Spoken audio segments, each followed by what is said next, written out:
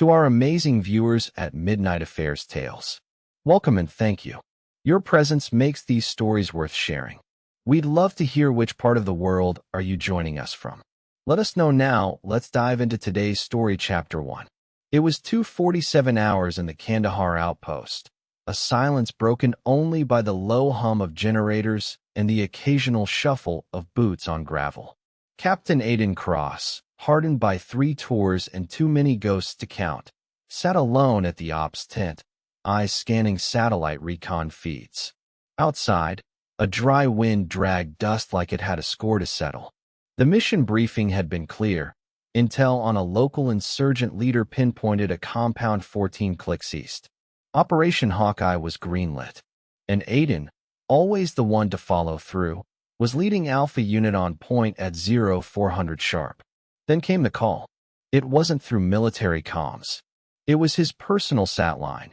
Only one person alive still used that number. His younger brother, Jacob. Aiden hesitated, the kind of hesitation that gets men killed. But this wasn't just anyone. This was Jake. He answered. The voice on the other end trembled. Aiden, they took her. At first, Aiden couldn't speak. He knew who her was. Emily, Jacob's wife.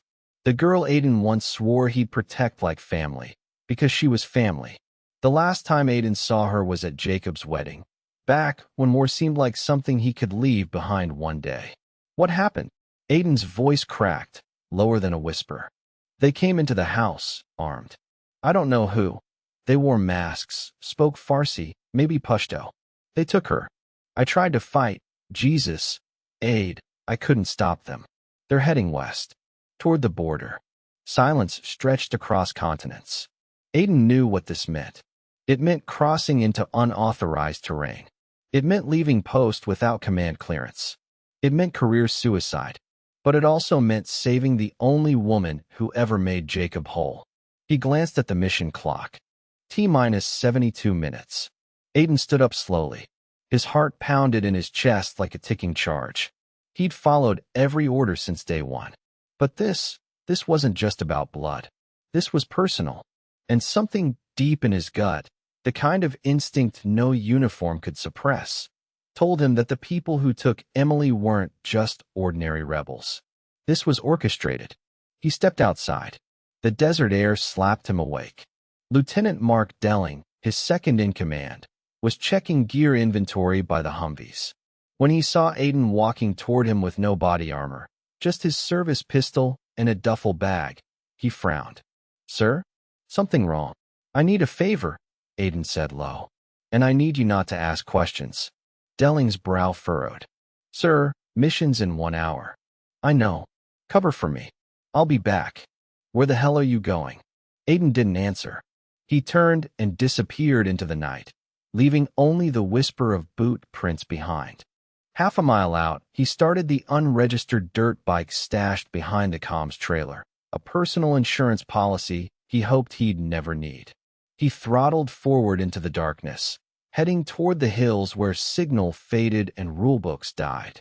Behind him, Camp Stryker stirred awake. But Aiden wasn't looking back. What he didn't know was that someone else had been watching.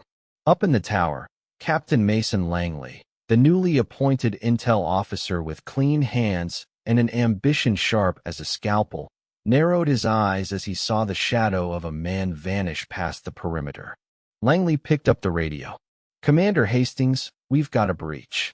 Captain Aiden Cross rode through the Afghan Badlands under a sky smeared with stars, the wind slapping his face with cold grit. He knew the terrain by instinct now. The forgotten valleys, the corpse-dry riverbeds, the silent ruins that held the echoes of firefights past. But tonight, every second counted. And every second away from base was a nail in his military coffin. His brother's last words played on loop in his head. They took her. Aiden didn't need more details. He knew enough. Emily was likely being transported through one of the smuggling routes near the Pakistan border. Routes Aiden had shut down years ago. Or thought he had. That meant whoever had her wasn't just some rogue cell. This was organized. It reeked of betrayal, and something far uglier beneath. He gunned the throttle. By 4:29 hours, he reached the abandoned watchpost near Dostak Valley, a place once used for recon before NATO pulled out. It was also where local informants sometimes showed up, if the price was right. He'd made arrangements. A contact would be waiting.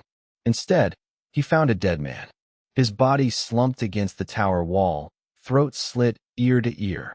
A message scrawled in blood on the rusted panel behind him. Turn back. Aiden's jaw tightened. This wasn't just a warning. This was personal. Whoever had taken Emily knew he'd come. They expected him. Still, he didn't hesitate.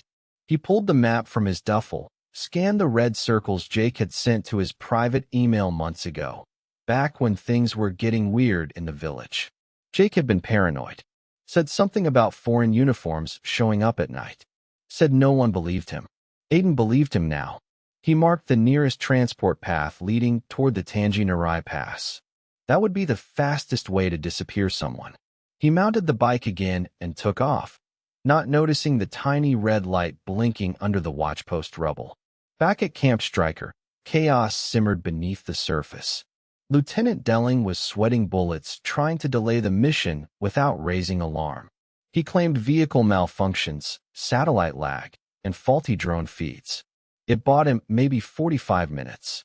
Meanwhile, Captain Langley had already accessed Aiden's private quarters. What he found was chilling. A torn photograph of Emily and Jake, taped inside Aiden's locker. An unregistered USB stick. And a diary, half-burned, with a single quote underlined in red. When duty contradicts blood, one must bury the uniform. Langley's lips curled. He'd always found Aiden too self-righteous, too loyal to things no longer in the manual. But this was desertion, and Langley would use it. He reported to Commander Hastings with a tight voice. Sir, Captain Cross has abandoned post. I believe he's compromised. Hastings, a blunt man with more years behind him than ahead, frowned. Compromised how? Langley hesitated. I believe he's working with local insurgents. There's evidence he's maintained off-the-record contacts, possibly leaking intelligence. Hastings looked stunned. Aiden Cross. He's a decorated operator. Decorated or not, he's out there now. Unauthorized, armed, and with motive. That makes him a threat. Langley didn't blink. And Hastings, caught between regulations and disbelief, reluctantly nodded. Bring him in, dead or alive. Back in the wilderness, Aiden reached the checkpoint ruins near Narai, where signs of recent movement were clear: burnt tire tracks, a shattered radio mast, and blood. Fresh blood. He approached the wreckage carefully, weapon drawn. That's when he heard it, a muffled cry. Human. Female. He bolted toward a collapsed building nearby and pried open the makeshift trapdoor. Inside, bound and gagged, eyes swollen and bloodied, was Emily. But the second their eyes met, she shook her head violently. Aiden paused. Then he saw it. A red laser sight hovered on her temple. He dove. A single gunshot cracked the air, and the world froze. The bullet struck inches from Emily's head, chipping stone and spraying dust across her face. Aiden rolled hard to the left, instinct overriding fear, his pistol raised and scanning the darkness. Somewhere beyond the ridge, a sniper had eyes on them. He dragged Emily down behind a slab of broken masonry, shielding her with his body. Another shot rang out, closer this time. Aiden whispered sharply, "Stay down." Emily was trembling, gagged and tied, but alive. Her eyes, frantic and rimmed with bruises, locked onto his. No words were needed. She knew he wasn't supposed to be there. But her expression wasn't just fear. It was guilt. And something else: warning. The sniper stopped firing. Too easy, Aiden thought. He reached for his radio, only to remember it had been jammed 2 hours ago. Whoever orchestrated this wanted him isolated. Wanted him alone. This wasn't an extraction, it was a setup. He checked the surroundings and noticed something bizarre. The blood trail he'd followed earlier, it wasn't fresh. It had been poured, staged. Whoever left it wanted him to find Emily. To come here. To walk into a trap. And now, it was closing. Aiden cut Emily's binds with his combat knife. We're getting out of here. Can you run? She nodded weakly. He led her through the crumbling back corridor of the outpost, staying low, every muscle ready to react. But as they reached the outer path that circled the hill, they came face to face with a silhouette. Rifle, tactical vest, American-issued boots. Aiden raised his weapon, but froze. Stand down, Captain, came the voice. Calm. Icy. Captain Mason Langley stepped out from the shadows, flanked by two soldiers in desert camo, their rifles aimed with precision. You're under arrest for desertion, endangerment of civilians, and treason. Aiden didn't lower his weapon. Get out of my way, Langley. She's not safe here. Langley smirked. Oh, I agree. But she wasn't safe with you either. That hit like a gut punch. Emily stirred behind Aiden, speaking for the first time. Aiden, I didn't tell you everything. He glanced back at her. Now's the time. But before she could speak, Langley raised his hand. No need. I'll tell him. He stepped closer, eyes gleaming. She wasn't taken. She was moved. Relocated for protection against your brother. The words hit harder than the gunfire. What the hell are you talking about? Aiden barked. Langley's face turned grave. Jake got involved with a contractor cell smuggling weapons to insurgents. Emily found out and tried to report it. That's why he staged the kidnapping. She wasn't a hostage. She was a liability. Aiden's mind reeled. You're lying. Emily whispered. I didn't know who to trust. I tried to contact you. But Jake intercepted everything. He had me moved, but not before Langley's team found me. I begged them not to tell you. It wasn't supposed to happen like this. Langley nodded, smug. But you disobeyed orders, Captain. Left your post. Caused operational disruption. That's treason. Aiden's hands clenched around the pistol grip. You're telling me I walked into a betrayal because my brother lied? Langley's tone sharpened. No, Captain. I'm telling you that you walked into your brother's war. Aiden didn't lower the weapon. Not yet. I need proof.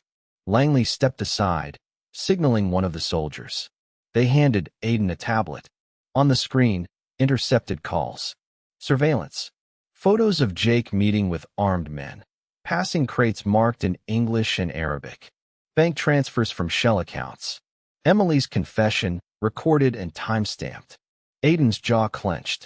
His vision tunneled. He had deserted his unit, defied command, risked everything, for a lie. For a traitor. Langley moved in close, voice low. Stand down, Captain. Let this go. But Aiden wasn't listening. Because there was one detail Langley had overlooked. The men in those photos, Aiden recognized one. Not a rebel. Not a contractor. It was Sergeant Miles, Langley's old squadmate. Which meant Langley wasn't just reporting corruption. He was cleaning it up, silencing loose ends. The sniper, the staged ambush, the sudden evidence. This wasn't about treason. It was about control. Aiden stared into Langley's eyes, cold realization blooming behind his rage. You orchestrated this. Langley didn't deny it. You're a liability, Aiden. Always have been. A gunshot echoed again. But this time, it wasn't aimed at Aiden. One of Langley's soldiers fell, hit clean in the neck. Then another. Chaos erupted as return fire came from the ridge. Aiden grabbed Emily and ran into the smoke. Behind them, Langley shouted, Get him! Get her! Now! But Aiden wasn't running away anymore. He was running toward the truth. And when he found Jake, someone was going to bleed. Dust clouds rose behind them as Aiden dragged Emily through the ravine. Gunfire erupting behind like a war reborn. The sharp cracks of suppressed rifles echoed off canyon walls. Whoever was shooting at Langley's men had perfect elevation. Sniper fire from a distance, disciplined and lethal. And it wasn't Aiden's doing. They had allies. Or at least, someone with a shared enemy. Emily stumbled. Aiden caught her. She was weak. Too many days without food. Bruises up her ribs. Dried blood crusting her temple. But her eyes were alert now, laced with a guilt so heavy it made Aiden's chest ache. They ducked behind a broken transport vehicle rusting in the ravine bed. Talk, Aiden said, breath short. All of it. Emily winced. It started 6 months ago. Jake. He got pulled into something. He wouldn't say what. He started acting paranoid, locking his laptop, taking calls at weird hours. You didn't tell me. I tried. But he blocked me from your channels. I used burner accounts. I even recorded him, but it wasn't enough. Then I saw it. He was moving crates labeled as medical aid. I opened one when he left. There were weapons, Aiden. American-made. Meant for Taliban cells. He was brokering deals through a group of ex-military contractors. Aiden's stomach turned. Did Langley know? Not at first. But someone inside his office tipped him off. They came to rescue me. But really, they just wanted leverage. Langley didn't want a scandal, especially not one that tied back to his old unit. Aiden nodded grimly. It made sense now. Langley didn't want to stop Jake. He wanted to erase the trail, and Aiden walking into this mess had just reopened it. Jake's not dead, Emily said suddenly. Aiden blinked. What? I overheard a call while they were moving me. Langley's people said they didn't find a body. Jake ran. Aiden's face darkened. Then I'm not too late. He radioed Delling on the scrambled backup comm, praying it still worked. Static. Then, Cross. Jesus, where the hell are you? Long story. I need a drone recon near Sector 7D. Track any convoy heading west at speed. Less than an hour old. A pause. Hold on, yeah? I got something. Civilian pickup, 3 bodies, 1 match on facial ID. Your brother. Aiden's blood ran cold. Send coordinates. He turned to Emily. Stay here. I'll come back. No, she said. I'm done waiting. He didn't argue. He couldn't. They were both too far gone. 40 minutes later, they stood on a ridge overlooking the valley below. A weather-beaten Ford Hilux was burning out through the dust trails. Aiden focused through binoculars. 3 men. One of them Jake. Pale. Shaggy-haired. Clutching a duffel bag like his life depended on it. Gotcha, Aiden muttered. He turned to Emily. Stay behind me. This gets ugly, you run. They descended through the rocks, taking cover in scrub brush. Aiden moved fast, calculating angles. The truck stopped ahead. Jake stepped out, gun drawn, scanning the horizon. He sensed it. Like blood between brothers, the kind of instinct that never fades. Aiden emerged slowly, arms out. Emily behind him. Jake, he called. Jake froze. Turned. His face broke. You're alive, and pissed, Aiden growled. Jake lowered his weapon. Only a little. You weren't supposed to be here. No. I was supposed to follow orders. Leave you to rot. But I didn't. Jake looked at Emily. You told him? She stepped forward, voice like steel. I told him everything. Jake's hands shook. You don't understand what I was doing. This system, it's rigged, Aid. These people profit off chaos. I tried to beat them at their own game. You became them, Aiden said. Jake's eyes welled. I had no choice. You always had a choice. You just made the wrong one. Behind them, tires screeched. Langley's convoy had arrived. For Humvees. Guns. Soldiers. Dust. Too late to run. Too late to reason. Langley stepped out, his face gleaming with self-satisfaction. Looks like the whole family's together, he said. One last time. Aiden turned to Jake. You have the files? Jake nodded, slowly pulling the duffel bag forward. Everything. Names, transactions, even Langley's comm logs. Langley's face twitched. Then, without warning, he raised his sidearm. Bang. Jake fell. Aiden screamed. Emily dropped beside him, clutching his shoulder, blood gushing between her fingers. Langley raised the gun again. But Aiden was already moving, already charging. As bullets rained down, Aiden didn't remember leaping through the gunfire.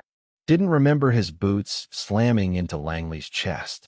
All he knew was the crunch of bone under his fists and the blood pounding in his ears like war drums. Langley went down hard, pistol skidding across the dirt. Aiden didn't hesitate. He grabbed the weapon, spun, and opened fire at the soldiers aiming his way. One round struck a man in the shoulder, another forced them into cover. Chaos exploded, shouts, gunfire, the sharp pop of smoke grenades. Emily dragged Jake behind a rock outcrop, screaming for help, her hands soaked in his blood. He's alive. Barely. Aiden knew they had seconds, maybe less. The evidence, Jake's duffel, was still lying in the open, inches from Langley's hand. Aiden dove, grabbing it, slinging it over his shoulder. He fired 3 blind shots to suppress return fire, then sprinted to Emily. "We move now," he yelled. They ran. Aiden fired at the gas tank of the Hilux.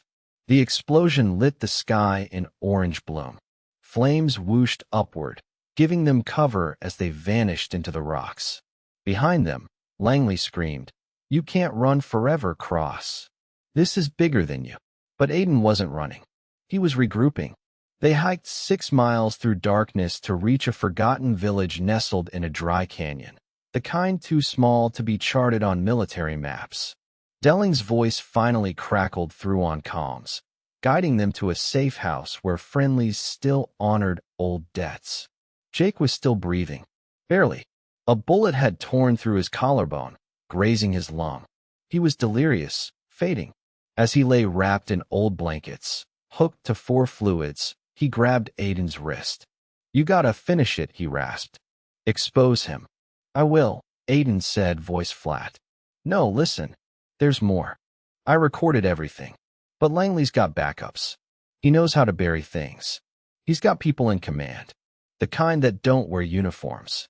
Aiden's heart sank. "Where?" "Bagram. Old vault. Under the briefing hall. Passwords tied to his dead brother's dog tag number. You find that, you bury him for good."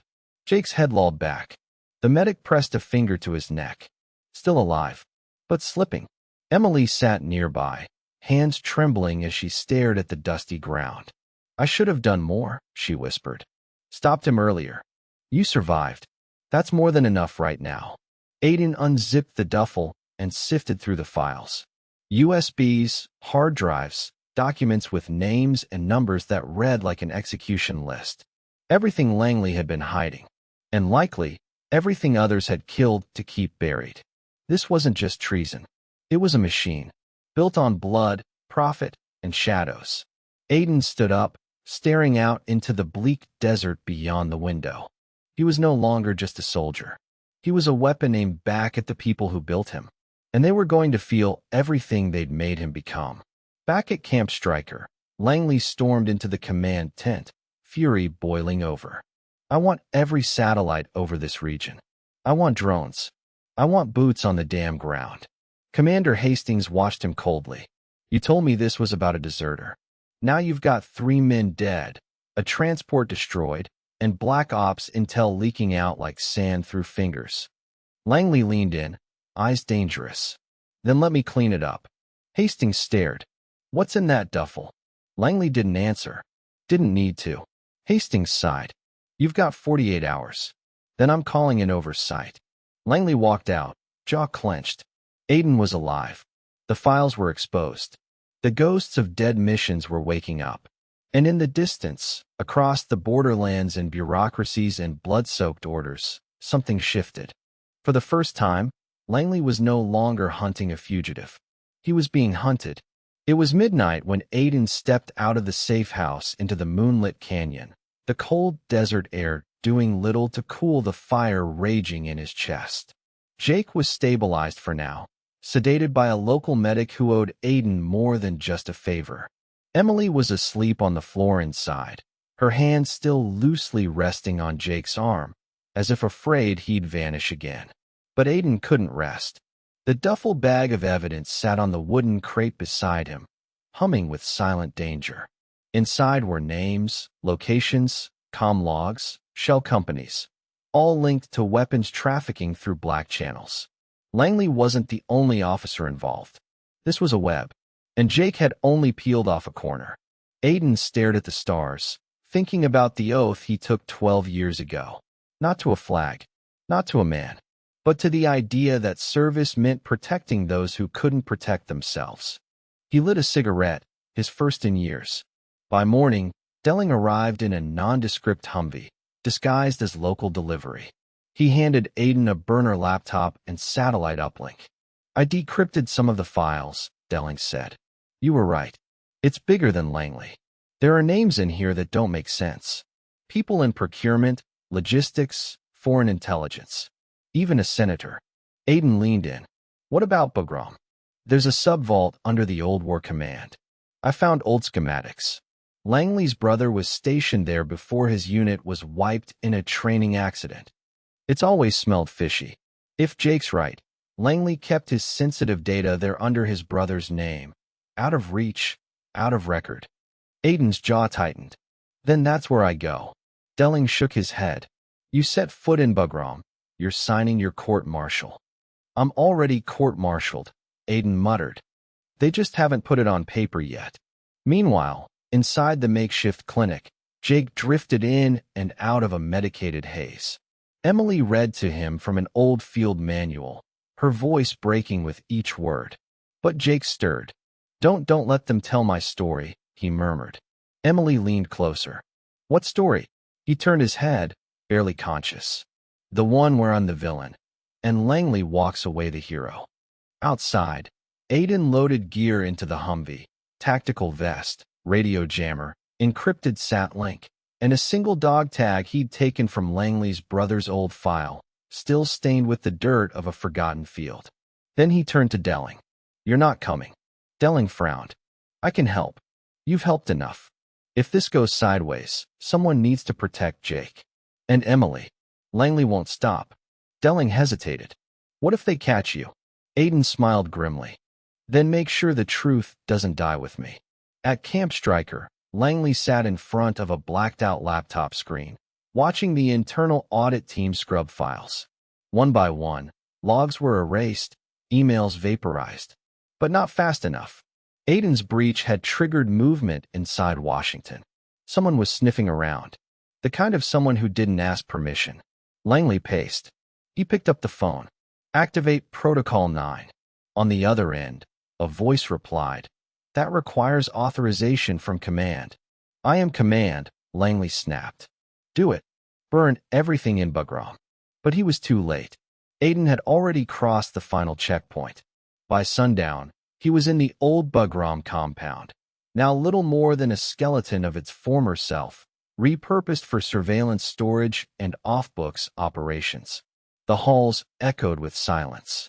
Somewhere below, behind 3 layers of clearance and a rusted biometric gate, the vault waited. Aiden made it to the underground wing just as the lights flickered. Emergency power. They were erasing everything. He slammed his fake ID into the reader. It buzzed red. Rejected. Then he held up the dog tag. He pressed the serial number manually into the console. Access granted. The door creaked open, revealing a dark room filled with old data drives, reels, and a sealed black case marked Eyes Only. R. Langley. Aiden opened it. Inside, confessionals. Video logs. Langley's voice, unfiltered. My brother knew what we were doing. I begged him to stay quiet. He didn't. So I made a decision. Aiden's breath caught. There it was. Proof of murder. Langley hadn't just covered up crimes.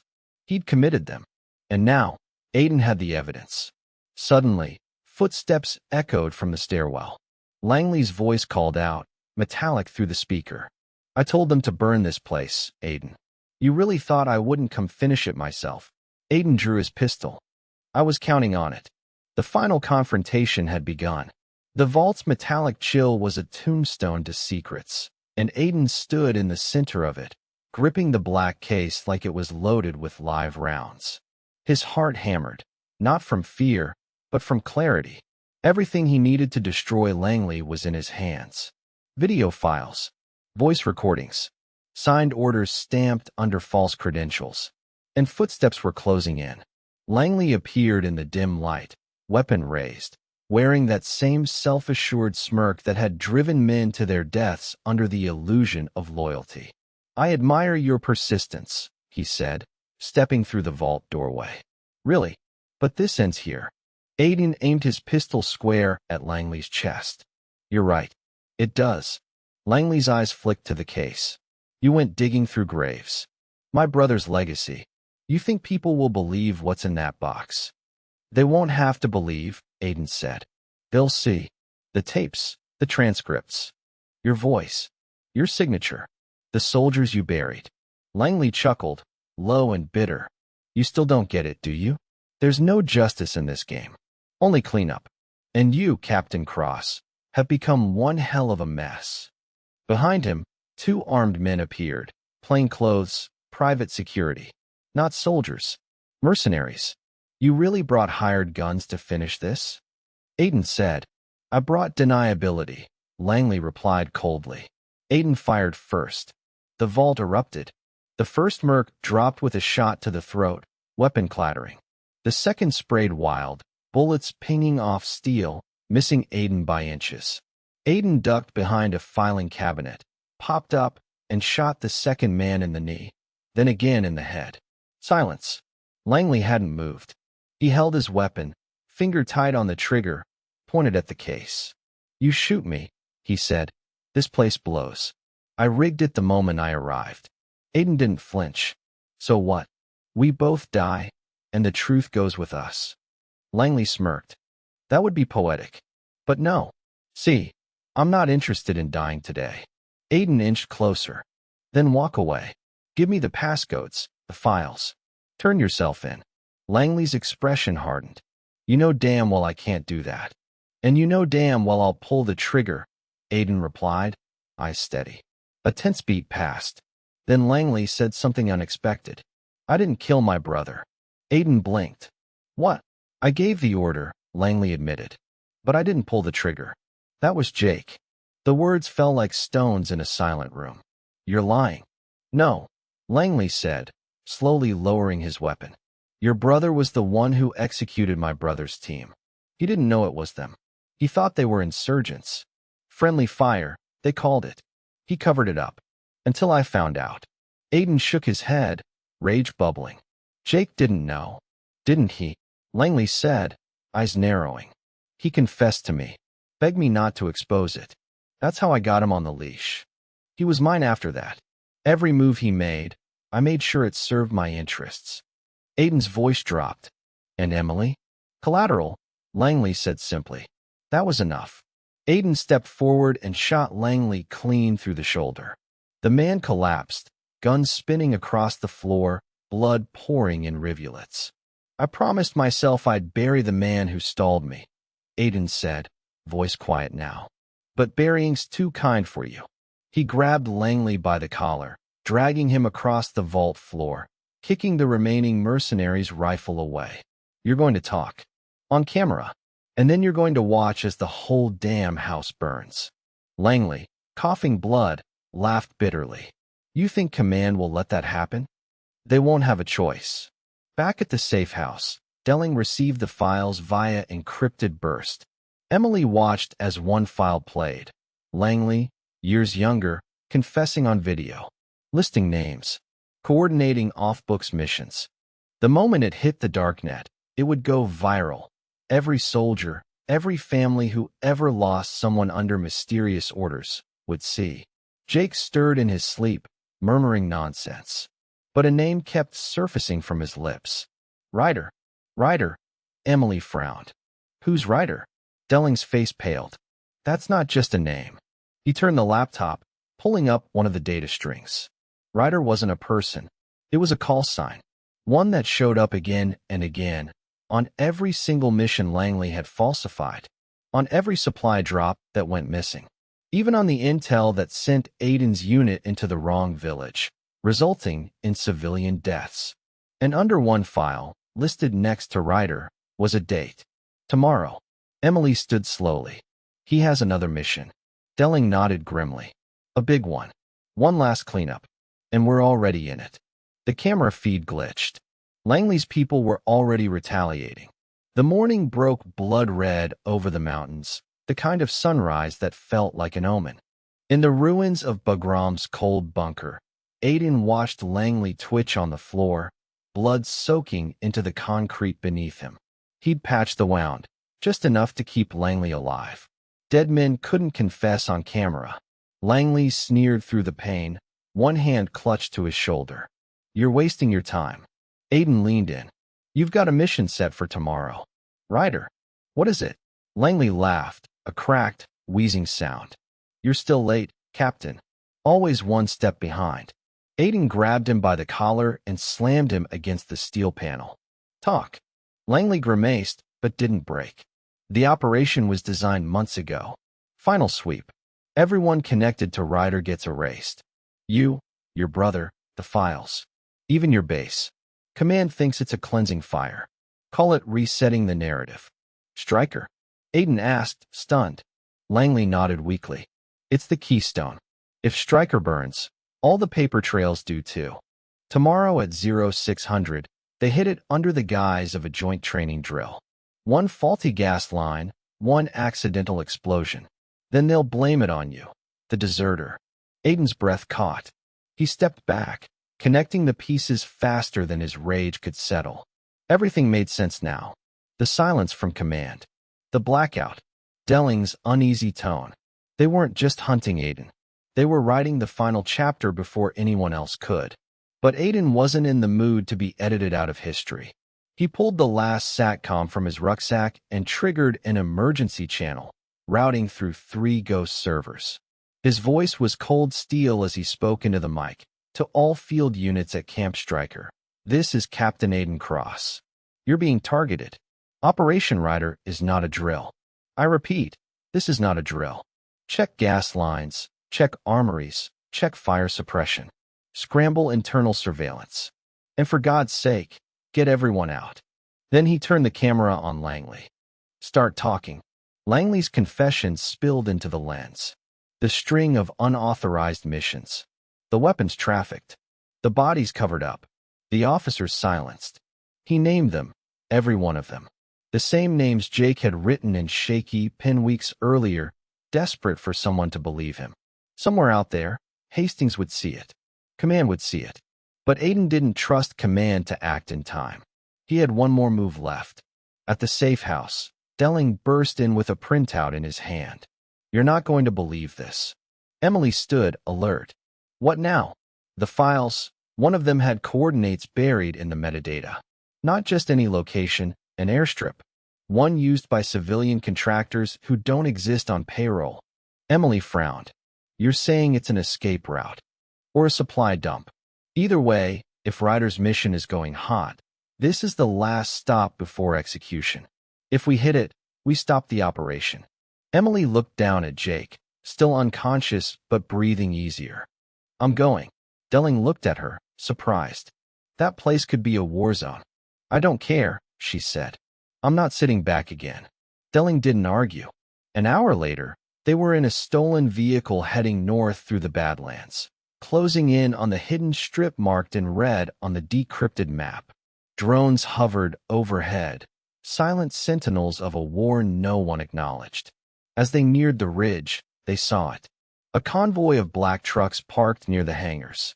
Men in civilian gear unloading crates. And one man directing them. Tall, scarred, wearing tactical black. Not Langley. A new player. Delling lifted binoculars. General Cole Stratton. Special Operations Liaison. Retired publicly in 2019. But he never left. Emily whispered, he's the real head of Ryder. They watched as Stratton handed over a dossier to a technician. The label, Mission Closure, Stryker Unit. Delling turned to Emily. We get that file, we stop everything. Back at Bagram, Langley was slipping into unconsciousness. Aiden bound him to a chair with military-grade cable and left a live camera trained on him, uploading every second of the confession to a secure cloud. Then he took the last drive from the vault, one that hadn't been decrypted yet. Its label read simply, Aftershock. As he loaded it into his drive, he saw something chilling. Blueprints, bomb schematics, gas line overlays, everything about Stryker's infrastructure. They weren't just planning to burn it. They were building the perfect accident. Aiden closed the laptop and ran. He had less than 12 hours to intercept the kill order, and only one shot left to stop a legacy of silence from swallowing everything he ever loved. The desert roared past the windshield as Aiden barreled south, the battered Humvee growling over rocks and cracked asphalt. With every mile, the coordinates burned into his brain like a fuse. Camp Stryker, 0600 hours. Operation Rider would strike like a ghost, silent, surgical, wrapped in the illusion of error. He had just under 6 hours. In the passenger seat sat the encrypted hard drive labeled Aftershock, strapped down like a live grenade. It contained schematics for a false flag incident so perfectly constructed it could fool 2 military inquiries and a congressional oversight committee. If not stopped, it would turn Stryker into a mass grave, and him into the scapegoat. Ahead, the road narrowed into canyon passes. Aiden had one stop to make before reaching the base. Not to gear up, not to recruit, but to listen. Back at the hidden airstrip, Delling and Emily moved quietly through the scrub behind the hangars, ducking between supply crates stacked like forgotten coffins. Through the gap, they watched General Stratton inspect the final manifest. Each crate marked medical equipment, Stratton said to his aide. Inside, directional charges. Once installed into Stryker's utility core, detonate them remotely. No blast signatures. Just a perfect accident. Emily whispered to Delling. He's not just hiding corruption. He's building a myth. A tragedy people will mourn. Delling snapped covert photos with a field cam, documenting everything. That's how they operate. Smoke and ceremony. They couldn't take on Stratton's men head-on. So they did the next best thing. They triggered the backup drone. In minutes, images were transmitted across Aiden's ghost network. Every soldier he'd served with, every whistleblower left in the dark, every intelligence officer sick of watching good people disappear into redacted reports. The truth was bleeding out. At the outskirts of Camp Stryker, Aiden killed the engine and slipped through a forgotten service road, past the outer wire, down into the belly of the base. He wasn't heading for the command tent or the barracks. He was going to the motor pool, where old soldiers still whispered in engine grease and silence was currency. He found Staff Sergeant Halvorsen under the chassis of a transport truck, chain-smoking, eyes sunken from years of unsaid things. Aiden, he muttered, not looking up. I figured you'd come back in fire or a box. Aiden handed him a flash drive. There's a kill order set for 0600. Gas line detonation, masked as training error. Langley was the face. Stratton's the brain. Halvorsen nodded, slow. I heard whispers. Fuel requisitions didn't match. Backup generators moved. Engineers pulled off rotation for no reason. Aiden crouched beside him. I need to stop it, but I need help. Someone who knows this place better than I do. Halvorsen finally looked him in the eyes. You were always the one they feared most. Not because you were strong, but because you remembered. He stood and handed Aiden a keyring. Locker 17. Armory Annex. Things you're not supposed to find. Then he pulled a cracked field map from his jacket, marked in red ink. Utility tunnel access. Only way into the gas line core without triggering alarms. Aiden's chest tightened. You'll only get one chance. Meanwhile, at the airstrip, things went sideways. One of Stratton's men spotted Delling slipping behind a fuel crate. Gunfire erupted. Emily screamed for him to run. He turned, firing back, covering her retreat. A bullet grazed his leg, dropping him to the ground. Emily didn't leave him. She dragged him into the forested edge of the plateau as sirens wailed. From her belt, she pulled the drive she'd yanked from Stratton's manifest folder. It was labeled Echo. She opened her sat phone and hit send. The files raced across encrypted channels, pinging locations from satellite hubs to military archives. It was a Hail Mary, and the only shot they had at backing Aiden. By 0500, Aiden was inside Camp Stryker. Beneath the mess hall, through a rusted hatch sealed since the first invasion, he found the tunnel. It was tighter than he remembered, smelled like oil and old regrets. As he crawled forward, every second screamed louder. 40 minutes left. The utility core came into view, wires strung like veins, valves that could rupture a compound if turned just wrong. And there it was. The charge. Thin, precise, packed in insulation foam. It would have detonated with barely a sound. Just a ripple through the gas mains, igniting half the base. Aiden disabled it. One clip. One wire. Click. Done. But the silence that followed didn't feel like victory. It felt like a pause before the next move. He turned around and found General Stratton waiting at the tunnel exit. Sidearm raised. "You think you've stopped this?" Stratton said calmly. "You've only started something much bigger." Aiden didn't flinch. "Then let's finish it." The tunnel echoed with gunfire. The crack of gunfire tore through the tunnel like a thunderclap. Aiden dove sideways as a round tore past his ear, sparking against the steel piping. Stratton advanced methodically, every movement practiced, eyes cold as a man who'd pulled the trigger on his conscience long ago. Aiden rolled behind a junction panel and fired back. 3 shots, tight and measured. One grazed Stratton's vest, knocking him off balance. But the man didn't fall. He grinned. "You've got grit, Cross," he said, voice echoing off the walls. "That's what made you dangerous." Aiden moved, flanking left, heart hammering. "That's what makes me useful. And I'm done being used." Another shot. This one clipped Stratton's thigh. He dropped to a knee, snarling in pain, but still didn't lower his weapon. "You think you've stopped Ryder?" he hissed.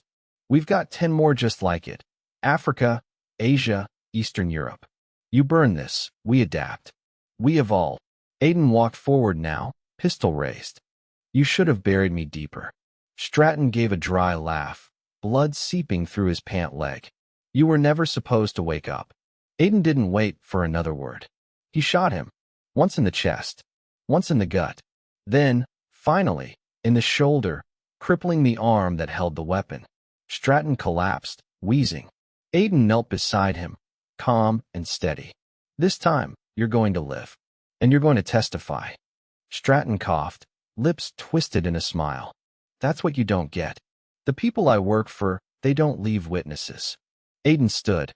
"Neither do I." He bound Stratton's wrists with reinforced zip ties and dragged him to the surface. The compound above had begun to stir, alarms blaring, officers scrambling as the sabotage attempt reached every command desk. But it was too late. The upload had finished. Langley's confession, Stratton's manifest, the echo files Emily had sent, Delling's photos, Aiden's broadcast. Everything was now live on a dozen blacklisted sites, mirrored on encrypted clouds, and quietly leaking to journalists who knew exactly what they were reading. The myth of Ryder was dying, slowly, loudly, and permanently. At the airstrip, the fallout hit like a bomb. The mercs scattered. 2 were already in custody, taken by Allied forces who'd been watching from satellites after Aiden's alert triggered emergency scrutiny. Delling lay in the back of a medic transport, leg bandaged, eyes burning with quiet triumph. Emily sat beside him, bruised and bloodied but unbroken. "It's out there now," she whispered. "They can't hide it anymore." Delling smiled through clenched teeth. "And they'll try. God, they'll try. But we'll be louder," she replied. Hours later, back at Camp Stryker, Aiden stood before the interim review board. No medals, no salutes, just eyes filled with disbelief. "You left your post," one officer said. "I saved it," Aiden replied. The evidence was irrefutable. The detonators, the stolen supplies, Langley's and Stratton's confessions, the personnel who went missing, the bribes, the blood. The board didn't issue commendation. They offered silence and resignation.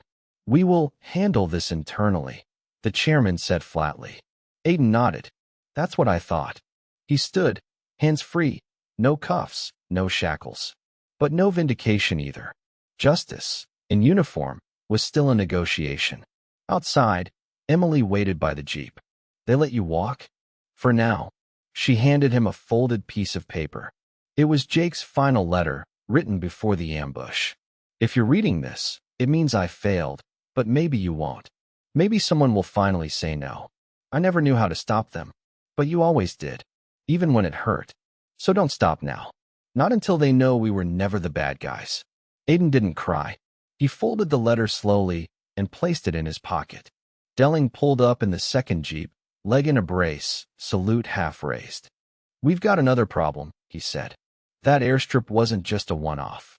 Stratton's files point to other installations, and not all of them are abandoned.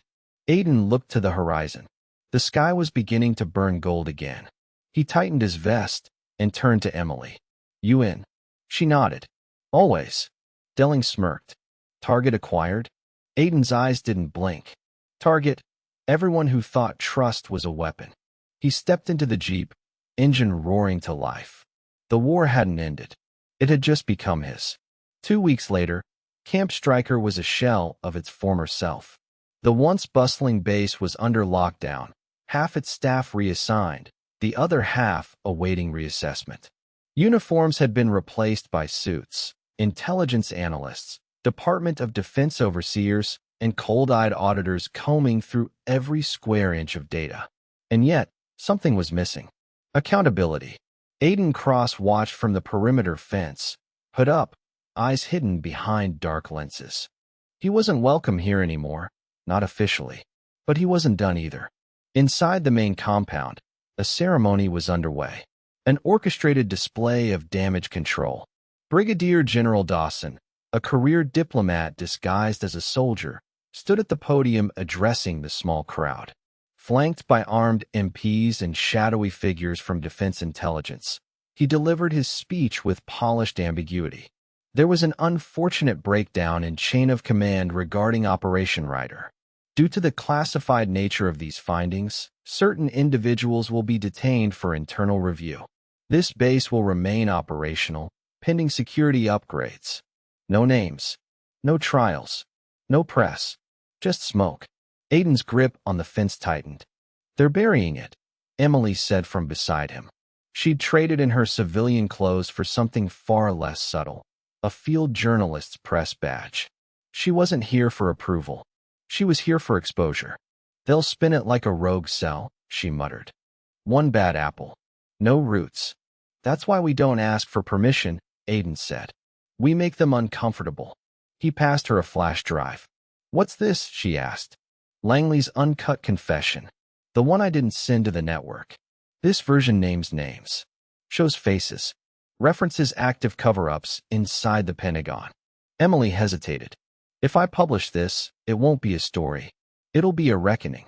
Aiden looked out over the parade ground where the ceremony was unfolding in well-rehearsed precision. That's the point. Across the field, Delling appeared in uniform, cleaned up, decorated, and playing his part perfectly. He walked with a limp now, but his salute was sharp. At the base of the flagpole, he paused, eyes locking with Aiden's across the yard. Then, ever so slightly, he nodded. The signal. Aiden moved.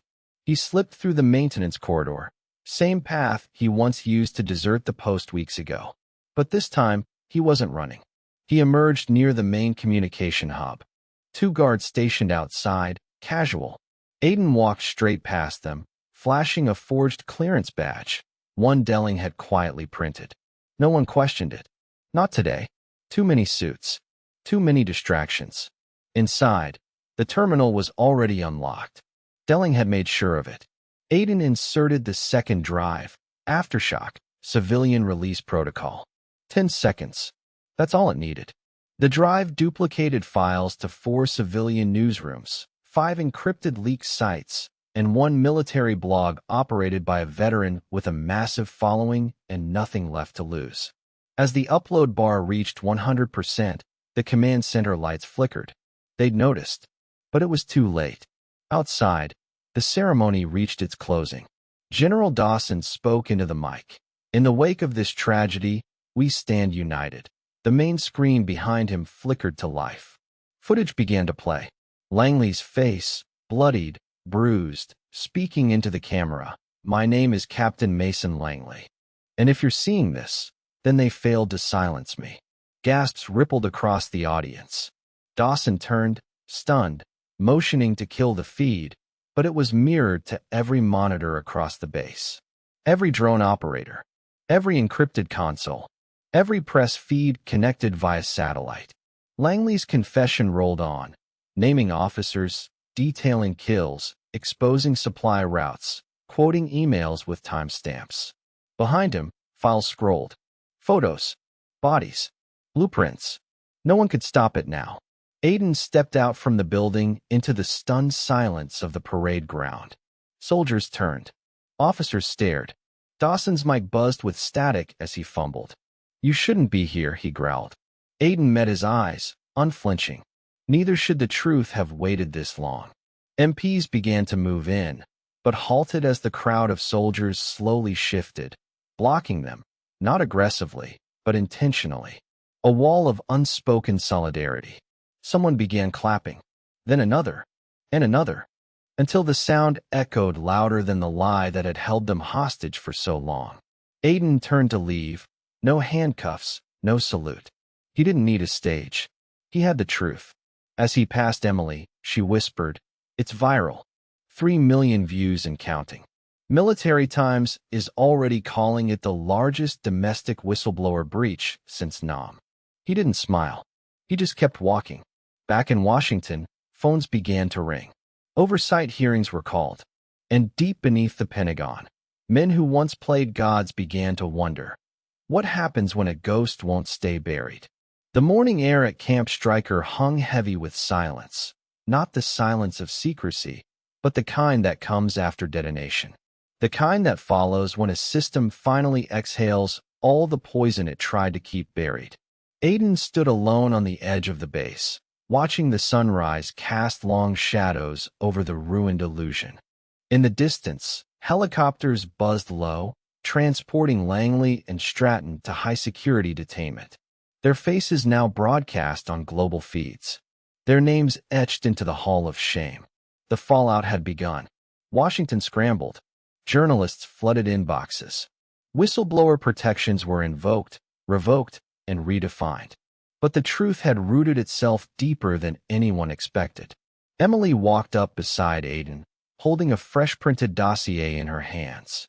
"They're reopening every file Ryder touched," she said. "Dozens of soldiers dishonorably discharged might get reinstated. One guy even avoided suicide because of the video," said, hearing Langley admit it. He finally felt seen. Aiden didn't respond. His eyes were still fixed on the horizon. She placed a hand gently on his arm. "You did what they wouldn't. You finished it." "No," he said softly. "I just made them face it." Delling limped toward them, one arm in a sling, expression unreadable. "You're both officially ghosts now," he said. "No honors. No parades. Just a trail of angry bureaucrats looking for someone else to blame." Aiden smirked. "Good. Let them chase shadows. I'm done following orders written in blood." He turned to face Emily and Delling. "There's one more thing." From his jacket, he pulled Jake's dog tags. Cleaned, untangled, polished. He walked to the edge of the compound, knelt by a tree just outside the wire, and buried them beneath the soil. "He made mistakes," Aiden whispered, "but he tried to fix them. That counts for something." Emily wiped a tear. "It counts for everything." The three stood in silence as the wind picked up, carrying dust and closure through the Afghan dawn. Months later, somewhere on the outskirts of Ramstein Air Base, a small room flickered to life with encrypted screens. Aiden stood in the center, facing a new group: journalists, veterans, civilians. People who still believed that speaking truth wasn't treason. Emily operated the feeds. Delling coordinated secure drop points. The war hadn't ended, but it had changed hands. Now, it belonged to those willing to tell the stories that no one else dared. "The dead don't ask for revenge," Aiden once said. "But the living, if they stay silent, become the lie." This story began with a call, a brother in need, and it ended with fire. But what matters most isn't that Aiden buried a traitor in uniform. It's that he unearthed the system that let it all happen. And he made sure the world never forgot.